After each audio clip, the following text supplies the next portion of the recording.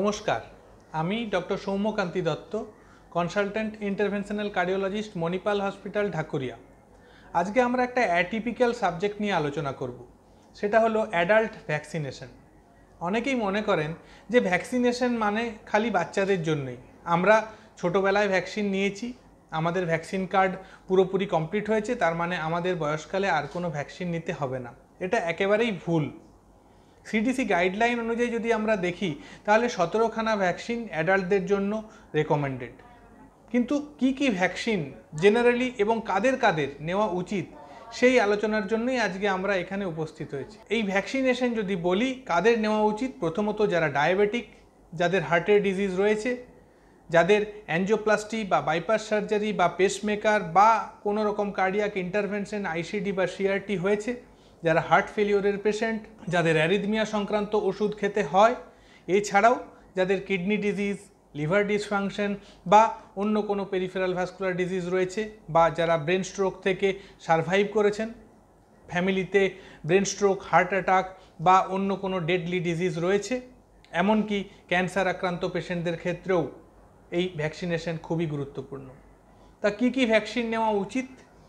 এল্ডারলিদের ক্ষেত্রে, ডায়াবেটিক পার্সনদের ক্ষেত্রে আমরা বলে থাকি যে ফ্লু ভ্যাকসিন খুবই গুরুত্বপূর্ণ। ইনফ্লুয়েঞ্জার থেকে প্রতি বছরে একটা ডোজ অতি অবশ্যই নেওয়া উচিত। এছাড়া নিউমোনিয়া বা নিউমোকক্কাল ভ্যাকসিন, যেটা 5 বছরে একবার, পরবর্তী ক্ষেত্রে আপনি নিতেও পারেন। এছাড়া যেটা ইম্পর্ট্যান্ট সেটা হলো হারপিস জস্টার ভ্যাকসিন, যেটা 2টো ইনজেকশন আপনাকে হারপিস জস্টার পেন থেকে, খুব মারাত্মক ব্যথা হয় ঘাড়ে পিঠে, যাদের হারপিস হয়ে থাকে তারাই জানেন, স্পেসিফিক্যালি ডায়াবেটিস বা কিডনি ডিজিজের রোগীদের ক্ষেত্রে। এবং আমরা বিং অ্যান ইন্টারভেনশনাল কার্ডিওলজিস্ট সবসময় বলে থাকি যে কার্ডিওলজি রিলেটেড যে কোনো ডিজিজ যদি আপনার রয়েছে, আপনি যদি হাইপারটেনসিভ ডায়াবেটিক হন, তাহলে এই ধরনের ভ্যাকসিন অতি অবশ্যই নেওয়া উচিত।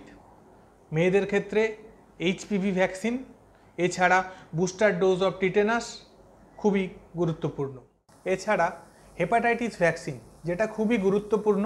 আমরা চিকিৎসক এবং নার্স বা যারা মেডিকেল ফ্র্যাটার্নিটিতে রয়েছি তারা নিয়মিতভাবে নিয়েই থাকি, কিন্তু সাধারণ মানুষের মধ্যে এই hepatitis vaccine, hepatitis B, C এবং অন্যান্য হেপাটাইটিস যে ভ্যাকসিন রয়েছে, যেগুলো ডেডলি হেপাটাইটিস থেকে আপনাদেরকে প্রিভেন্ট করতে পারে, এই ভ্যাকসিন অতি অবশ্যই নেওয়া উচিত। কেন আপনি ভ্যাকসিনেশন নেবেন, কেনই বা আপনার ফ্যামিলি মেম্বারদের ভ্যাকসিনেশন দেবেন, এই ধরনের আলোচনা বা জ্ঞান থাকা সবাইকার জন্যই যুক্তিযুক্ত। অনেকেই ভাবেন যে ভ্যাকসিন অনেক দাম, আমরা নিয়ে কি বেনিফিট পাবো? কোভিড ভ্যাকসিন তো নিয়েছি, আর কোনো ভ্যাকসিন নেওয়া দরকার কি আদৌ আছে? তাতে অনেক সাইড এফেক্ট আছে। উত্তরটা গিয়ে দাঁড়ায় যে আপনি যদি ভ্যাকসিন না নেন এবং আপনার যদি রোগ হয়, তার যে খরচ, তার তুলনায় আপনার ভ্যাকসিনের খরচ অনেকই কম।